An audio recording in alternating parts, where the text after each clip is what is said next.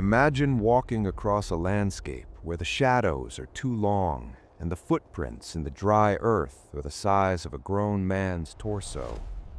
Long before the world was washed clean by the rising deep, there was a period of history that the modern mind has categorized as myth, yet the ancient texts describe it with a chilling, matter-of-fact sobriety.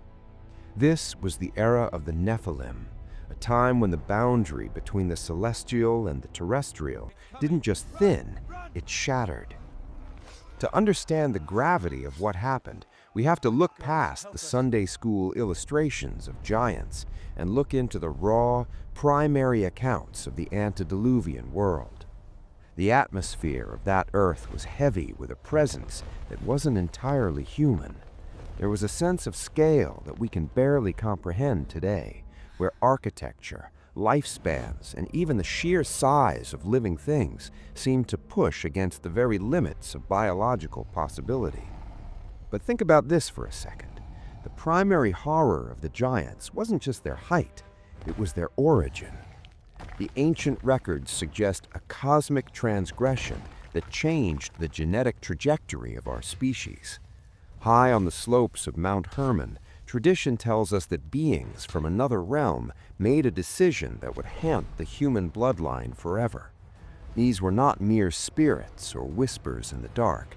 They were entities that manifested with such physical density that they could interact with our world, leave marks on the earth, and most unsettlingly, intermingle with the daughters of men. This wasn't a peaceful integration, it was an invasion of the biological sort. When these two disparate natures, the divine and the dust, collided, the result was a hybrid offspring that the earth was never designed to support. These were the Nephilim, the fallen ones, or the ones who cause others to fall. As they grew, they didn't just inhabit the world, they began to consume it. Imagine the sheer caloric demand of a being 3 or 4 times the size of a human, possessed of an intellect that was sharpened by celestial heritage, but darkened by an earthly, fallen nature. Here is where it becomes unsettling. The impact on humanity wasn't just physical oppression, it was a total systemic collapse of what it meant to be human. These giants didn't just rule through strength, they introduced technologies, occult arts, and weaponries that the human mind was not yet spiritually equipped to handle. The silence of the ancient forests was replaced by the rhythmic clanging of forges and the screams of organized warfare. For the first time, humanity learned how to kill with precision, how to manipulate the elements, and how to look at the stars not with wonder, but with a dark, transactional craving for power. But let's zoom in on the daily life of a person living in the shadow of these titans. You would have lived in a state of perpetual, low-frequency dread. You would look up at the mountain strongholds and know that the beings living there regarded you not as fellow creature, but as cattle. The giants were described as cannibals, but not just in the sense of eating flesh. They were consumers of the human spirit, draining the vitality of the earth to fuel their own unnatural longevity. The very ground began to feel cursed, as if the soil itself was recoiling from the blood that was being spilled in quantities the world had never seen. And this is the part most people miss. The giants were a symptom of a much deeper spiritual rot.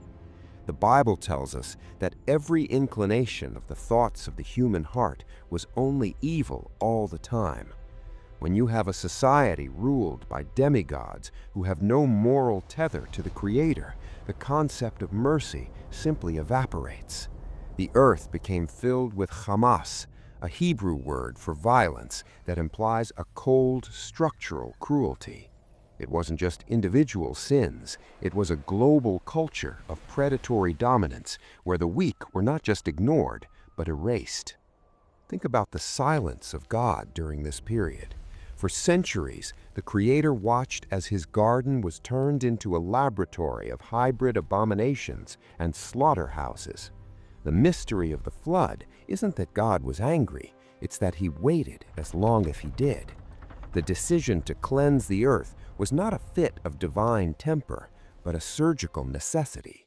The human genome was being corrupted, and the spiritual light of humanity was being snuffed out by a shadow that had no end. If God hadn't stepped in, there would have been nothing truly human left to save. Here is where it becomes unsettling. The preparation for the flood was a 100-year warning, a long, slow funeral march for a world that refused to repent. While Noah built his massive wooden chest in the middle of a dry landscape, the giants likely watched with a mixture of mockery and cold indifference. To a being who stands 30 feet tall and possesses the secrets of the heavens, a man building a boat is a joke. They believed their strength, their walls, and their secret knowledge made them invincible to the elements. They forgot that the one who set the boundaries of the ocean is the only one who can command them to break. And then the windows of heaven opened, and the fountains of the great deep burst forth. Imagine the first few hours of that event. It wasn't just rain, it was the world literally coming apart at the seams.